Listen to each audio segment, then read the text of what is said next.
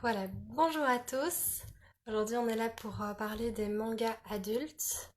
Je vais attendre que plusieurs personnes nous rejoignent, pardon. Mangas.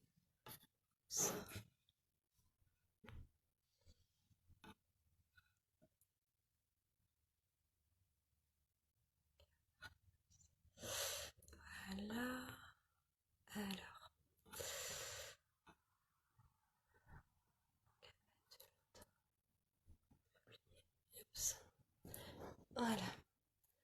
Alors, oups. Voilà. Donc comme je l'ai dit, on est là pour les mangas adultes. Je vois qu'il y a des personnes qui commencent à nous rejoindre. Bonjour à vous. Euh, je vais encore attendre une petite minute et puis je me lance.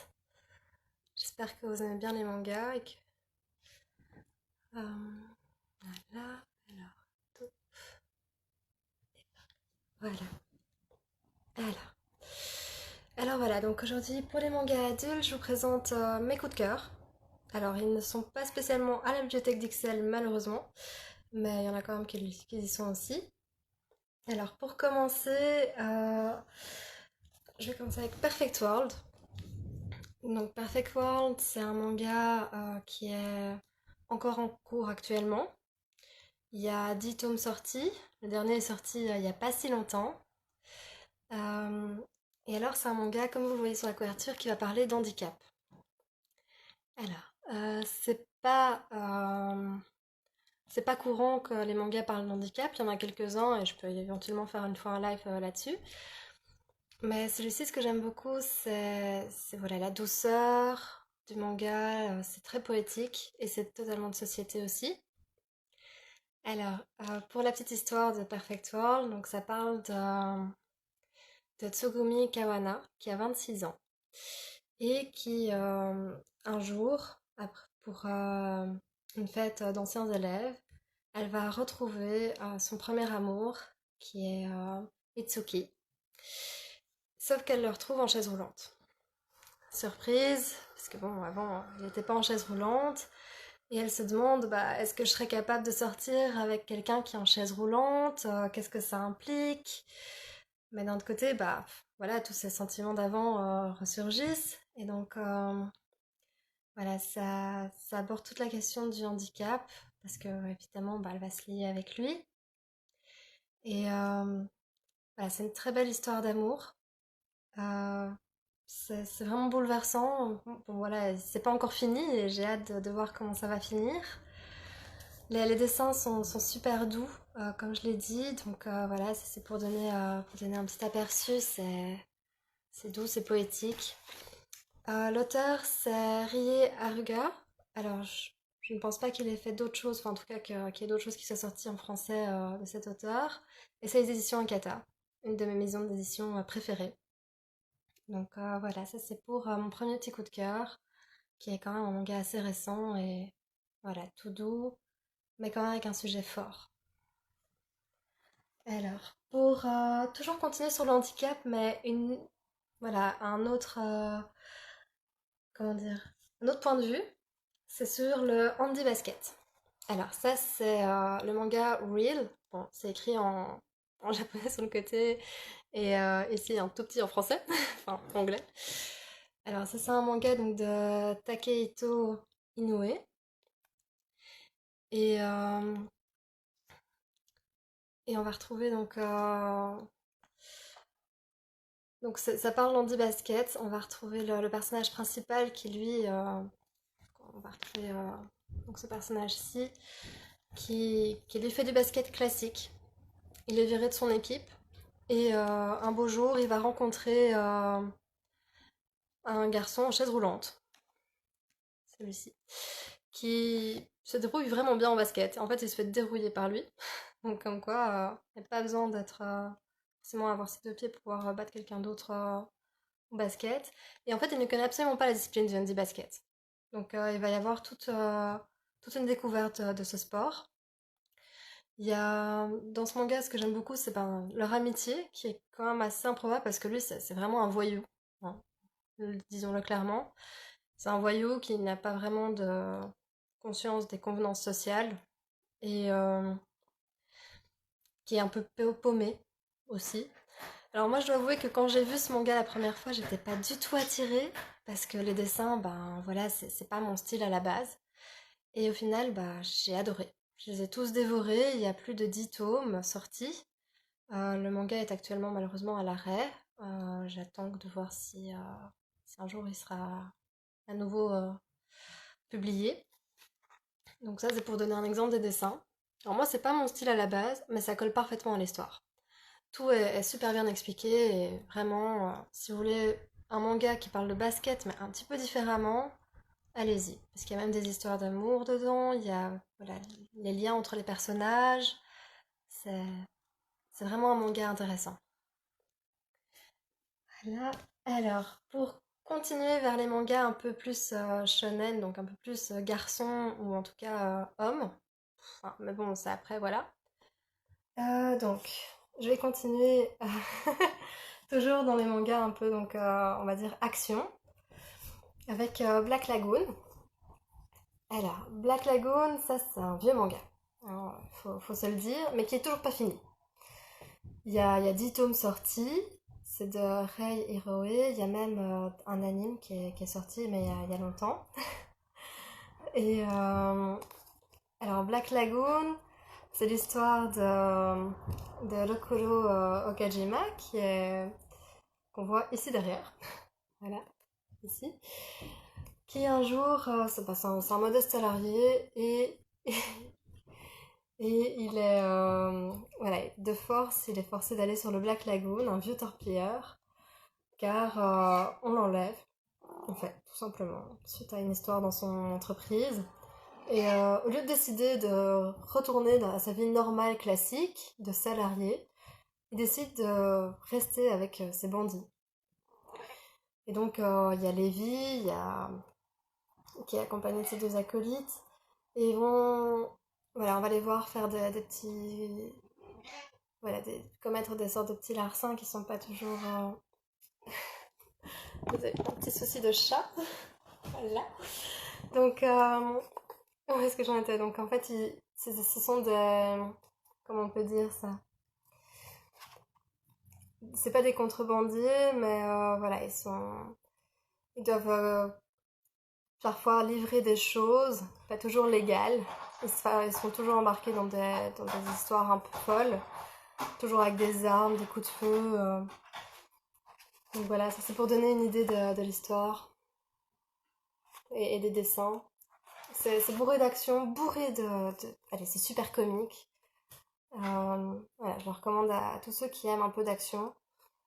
Et bon, il y a un petit peu de fanservice, mais ça va encore. Voilà. Je suis désolée pour le montage de là tout de suite.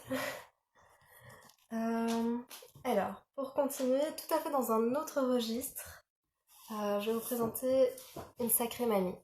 Je pouvais pas ne pas vous présenter une sacrée mamie, parce que ça, c'est l'un de mes mangas vraiment coup de cœur. Donc, une sacrée mamie, c'est de Yoshishi Shimada et de Saburo Ichikawa. Donc, c'est aux éditions Delcourt. Euh, alors, c'est un manga qui parle de. On va suivre le petit Akihiro, ici, qui, de force, et sans le savoir, est propulsé chez sa grand-mère. Donc, un jour, sa maman l'abandonne là-bas.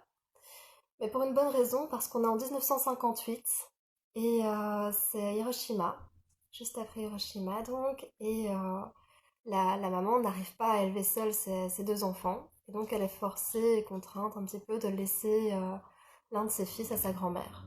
Sauf que sa grand-mère vit à la campagne, dans une région vraiment pauvre, surtout après la Deuxième Guerre mondiale, et donc elle a pas toujours de quoi se nourrir, elle a une façon de voir la vie aussi un petit peu particulière, hein, parce que comme elle le dit, on peut être pauvre et malheureux ou pauvre et heureux. Et elle a choisi la deuxième solution, qui est vraiment très belle. Et donc ici, c'est tout doux, c'est très vite. Akihiro va faire un duo comique en fait avec la grand-mère dans les situations du quotidien, parce qu'ils vont tout voir du côté un côté positif. Et l'histoire, c'est à chaque fois des petites histoires. C'est pas une histoire en continu. Euh, les dessins, moi je vous avoue, c'était pas mon style de dessin non plus, mais voilà, ça colle parfaitement à l'histoire. C'est, ça représente bien le cadre autobiographique parce qu'il faut savoir que c'est un manga qui est adapté d'un roman autobiographique. De, voilà, parce que c'est l'histoire d'un comique en fait, même si on ne le sait pas. Voilà, le manga est terminé, heureusement. Il y a 10 ou 11 tomes, si je me rappelle bien. Donc voilà, si vous aimez les histoires attachantes, je vous le conseille. Il peut être lu également par des enfants, celui-ci. Peut-être pas comme les autres, parce que les autres sont un petit peu plus des sujets sérieux, on va dire. Mais c'est juste que l'enfant ne va peut-être pas avoir toutes les petites subtilités autobiographiques et voilà, parce qu'on peut le lire aussi bien pour le plaisir que se dire voilà, parce que ça plonge vraiment dans la période après-guerre au Japon. Voilà, un chouette manga. Alors, un manga un petit peu particulier maintenant, c'est Dernière Heure. Alors, Dernière Heure, c'est une série en 4 tomes qui est terminée. C'est de You, et c'est aux éditions Akata aussi.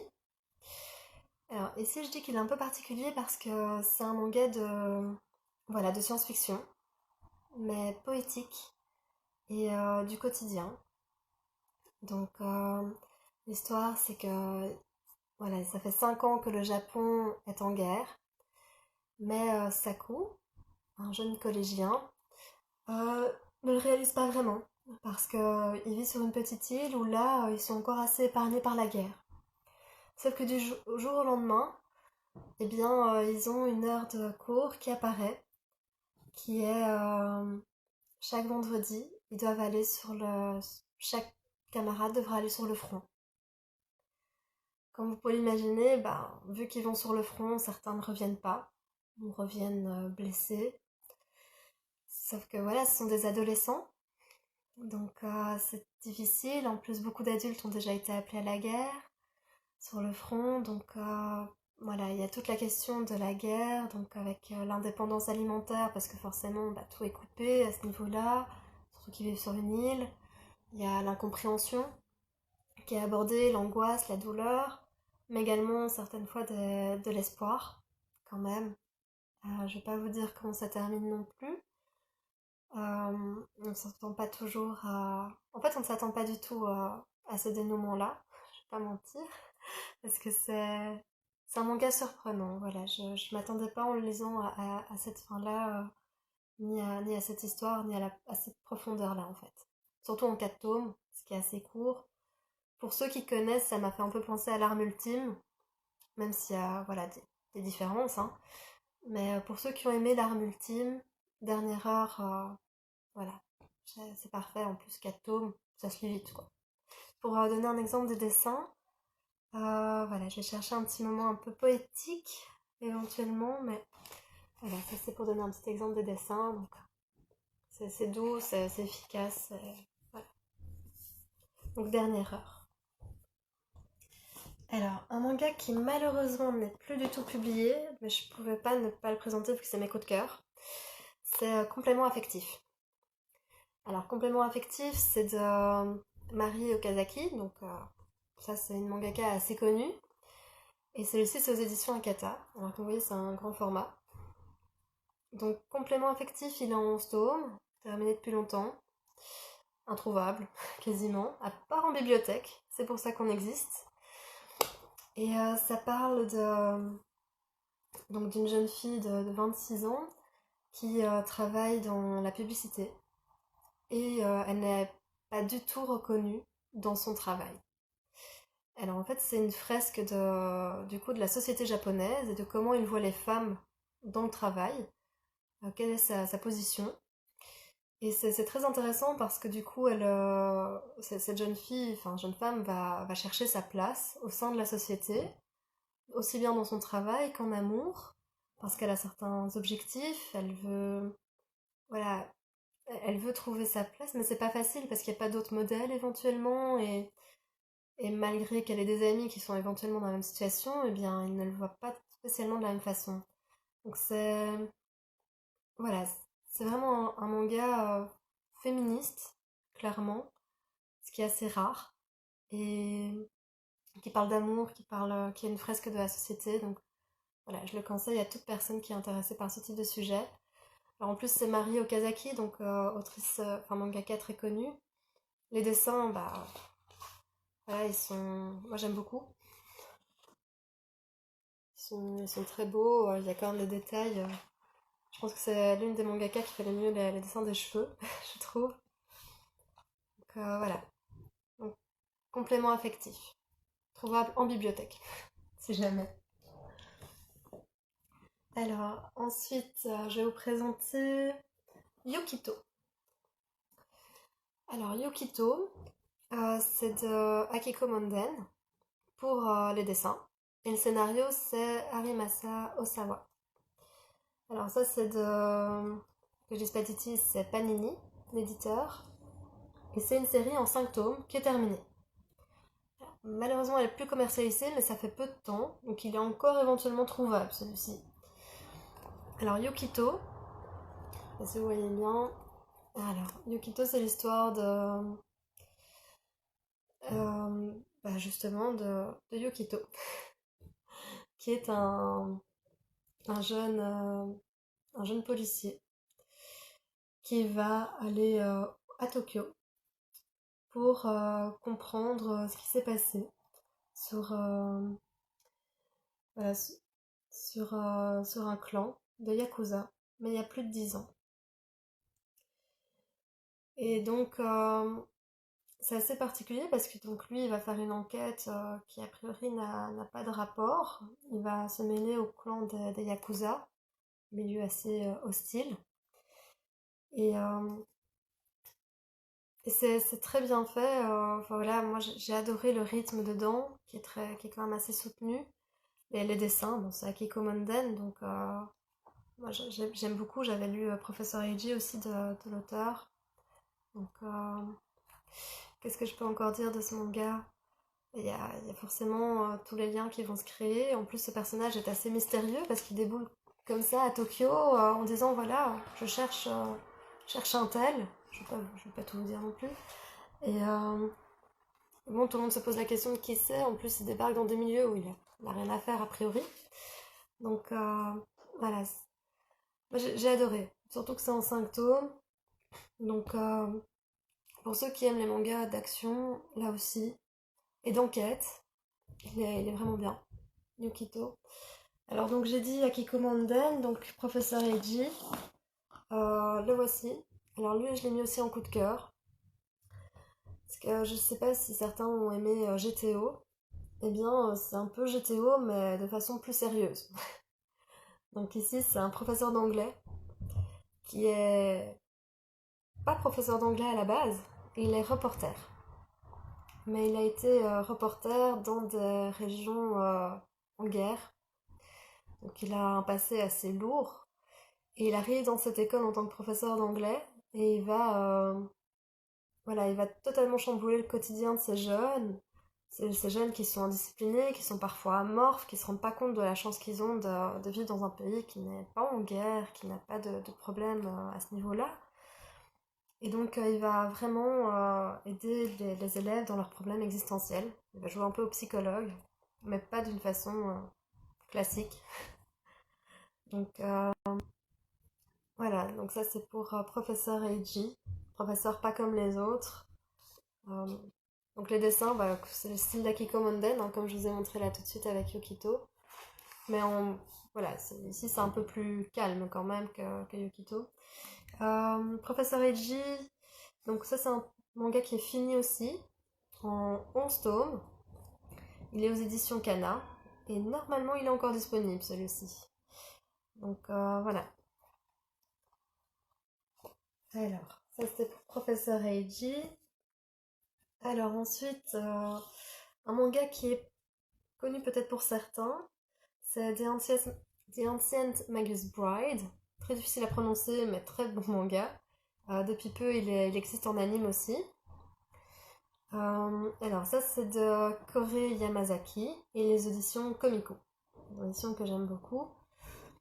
Alors l'histoire, c'est l'histoire de Shise Hattori, ici, qui a 15 ans, mais elle n'a pas de famille, elle a rien. Elle n'a pas d'espoir dans la vie parce qu'en fait elle est esclave. Et un jour elle est vendue à un sorcier qui est pas humain. Et voilà, il la prend sous son aile, elle se retrouve donc avec ce sorcier, elle a toujours vécu sans aucun espoir. Et lui, il lui dit, bah voilà, à terme, tu deviendras mon épouse. Donc elle se dit, bah waouh, j'ai peut-être un espoir en fait. Et donc petit à petit, elle va réapprendre à vivre, elle va redécouvrir ce ce qu'est ce qu'est un quotidien sans être esclave spécialement. Et Et elle va découvrir de nouvelles existences, elle va créer des nouveaux liens. Moi j'ai beaucoup aimé, c'est un petit peu poétique, c'est fantastique, hein, clairement, parce vu qu'elle est vendue à ce sorcier, eh bien elle va apprendre la magie. Et, et donc voilà, donc ça c'est pour donner un petit exemple des dessins que moi j'aime beaucoup. Et un peu du style d'univers dans lequel on est, donc c'est un univers clairement fantastique. Le manga est toujours en cours. Il y a 10 ou 11 tomes sortis pour le moment en français. J'attends la suite, évidemment.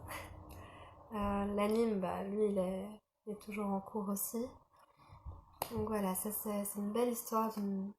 C'est quasiment une revanche sur la vie en fait. Voilà. Donc c'était The Ancient Magic Bride. Imprononçable, mais très chouette. Alors du même auteur, Frau Faust. Alors, Frau Faust, comme vous en doutez, c'est un peu dans le titre, hein, il y a Faust. Donc c'est l'histoire de Faust, mais c'est une relecture du conte allemand en question, par Kore Yamazaki toujours. Euh, c'est une relecture parce que, bon, voilà, je ne pense pas que l'histoire, le conte allemand soit comme ça, je ne l'ai pas lu, mais voilà. Ici, donc, ça parle de Johanna Faust, donc déjà c'est une femme, pas un homme, qui sauve de justesse un garçon, Marion, ici, qui vient de voler des livres. Et donc elle lui propose de l'aider si elle peut accéder à une église parce qu'elle recherche son ancien serviteur. Et en fait, toute l'histoire va être autour de ce serviteur un peu particulier qui est Méphistophélès, qu'elle cherche car il est éparpillé en morceaux à travers le pays. Et donc elle part en quête. C'est assez particulier comme manga, c'est fantastique. Euh, voilà, il y a vraiment cette idée du conte également qui est présente, du mythe. Il y a aussi, bah, les hommes de l'église veulent absolument l'arrêter, et donc ils vont, il y aura de temps en temps des sortes de combats. Euh, voilà, moi j'ai beaucoup aimé. Celui-là est un peu plus accessible déjà que The Ancient Magus Bride, donc là c'est pour donner une idée des dessins. Alors ce que j'ai beaucoup aimé aussi dans Frau Faust, c'est les histoires qui sont en fin de tome. Elles sont très chouettes. Et je ne sais pas si j'ai déjà dit, mais donc il est terminé en 5 tomes celui-ci. Donc ça c'est un grand avantage si vous aimez bien le style de Kore Yamazaki, c'est que celui-ci est terminé. Voilà. Euh, voilà pour Frau Faust. Alors, un autre petit coup de cœur qui se lit aussi très vite, c'est Le mari de mon frère. Le mari de mon frère, donc aux éditions Akata, c'est de Gengoro Tagami. 4 tomes terminés. Et comme vous en doutez, bah, ça parle du mari de son frère, hein. Donc ça parle de Yaichi, celui ici, qui élève seul sa petite fille. Et un jour, il y a Mike Flanagan, ici, qui va débarquer dans sa vie et dire voilà, moi je suis le mari de ton frère. Mais le frère en question est décédé. Et en fait, Mike vient au Japon le rencontrer parce que voilà, il veut découvrir le pays de l'homme qu'il a aimé. Et du coup, Yaichi, bah, qui n'avait jamais eu de contact avec, va être un petit peu réticent d'accueillir ce beau-frère homosexuel parce qu'il sait pas du tout comment comment il doit se comporter. Mais du coup, heureusement qu'il y a sa fille qui est là parce qu'elle, elle voit pas du tout où est le souci. Et elle va faire en sorte que tout se simplifie pour lui. Et c'est une belle histoire, comment on peut... Voilà, pour ceux qui voudraient l'utiliser, vous pouvez l'utiliser très bien pour expliquer l'homosexualité éventuellement, parce que c'est quand même expliqué. Au début de chaque chapitre, il y a une petite explication sur la culture gay, ce que j'ai trouvé assez intéressant. Il y a...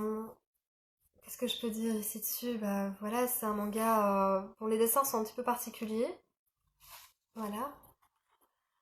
Ils sont assez, j'ai envie de dire, américanisés.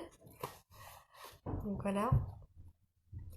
Et moi j'ai adoré, surtout la petite fille, c'est grâce à elle que le manga existe, quoi. Je vois qu'il y en a d'autres qui l'aiment et on sait pourquoi. Donc voilà. Et ça, je le conseillerais même aux adolescents, pas qu'aux adultes.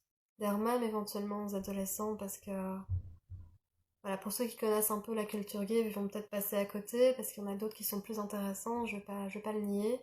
Mais pour un premier manga sur le sujet, il est intéressant. Surtout qu'il n'y en a pas beaucoup qui l'abordent. Voilà. Et alors, donc après ça, je vais vous présenter donc un autre qui est tout à fait différent des autres, vraiment. C'est Midnight Secretary. Alors, Midnight Secretary, c'est de Tomu Omi, mangaka assez connu pour tous ses mangas de style Josei, donc mature shoujo.